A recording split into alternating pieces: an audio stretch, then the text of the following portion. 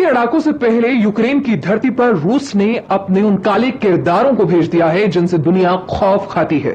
इनका नाम है वेंगर ग्रुप। जी हां, वेंगर ग्रुप का ना तो कोई धर्म होता है, ना ईमान होता है, ना कोई कोड होता है, नियम होता है। ये सिर्फ और सिर्फ एक ही भाषा समझते हैं, वो है पैसे की भाषा, और ये अत्यंत क्रूर हो सकते हैं। और इसी वेंगर ग्रुप की यूक्रेन की युद्ध में एंट्री से अमेरिका जैसी महाशक्ति भी सख्त में आ गई है, चिंता में आ गई है।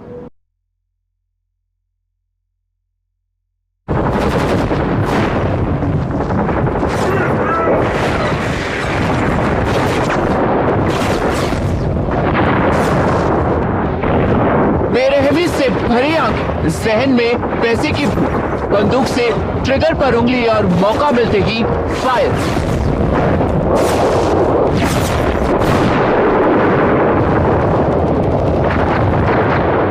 यह है पहचान उन भाड़े के फौजियों या यूं कहें कि सुपारी किलर्स की, जिन्हें दुनिया कहती है पीएमसी वैगनर ग्रुप। क्यों इन्हें दुनिया के दुर्दांत हथियारे कहा जाता है? क्या है इनकी पूरी हिस्ट्री शीट? ये सब आपको बताएंगे, लेकिन पहले जान लीजिए आखिर क्या है वैगनर ग्रुप का यूक्रेन युद्ध से कनेक्शन।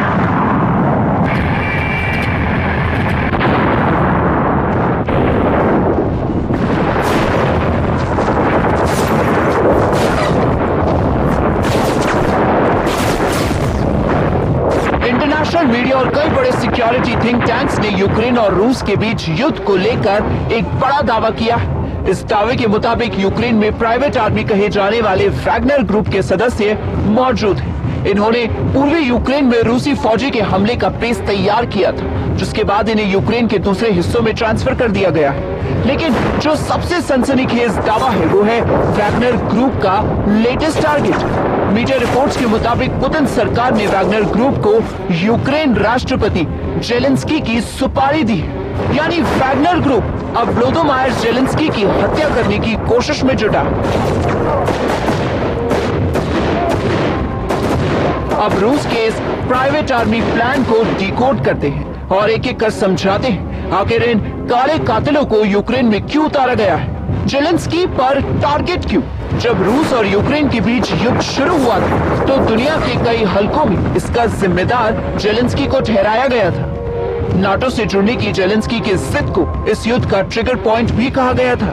लेकिन यूक्रेन में रूस की एंट्री के साथ ही जेलेंस्की की पहचान और पोजीशन दोनों बदल गई।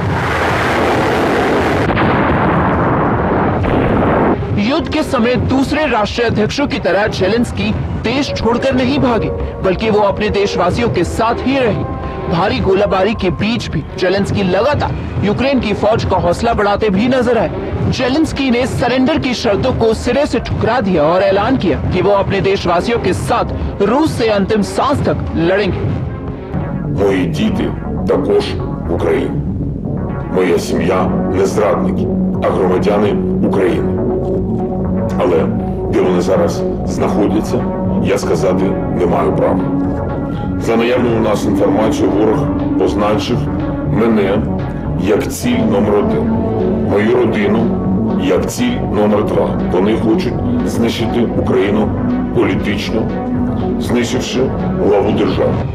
जेलेंस्की के इसी स्टैंड ने उन्हें यूक्रेन समेत दुनिया में एक हीरो बना दिया और अपने हीरो के पीछे लामबंद होकर यूक्रेन की फौज और नागरिक रूसी फौज को भारी नुकसान पहुंचाने लगे।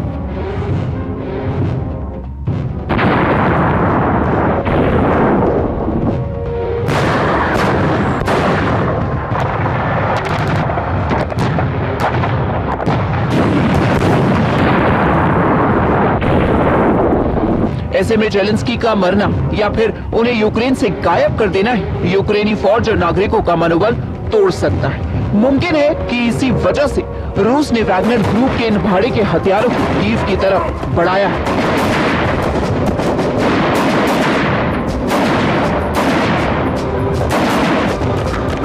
फौज है तो प्राइवेट आर्मी क्यों? रूस दुनिया की सुपर पावर है, उसके पास लंबी चौड़ी फौज है और घातक हथियार है। ऐसे में एक सवाल उठता है, आखिर रूस को ऐसी प्राइवेट आर्मी की जरूरत क्यों पड़ी? इसका जवाब जानने के लिए वैगनर ग्रुप को पहचानना पड़ेगा।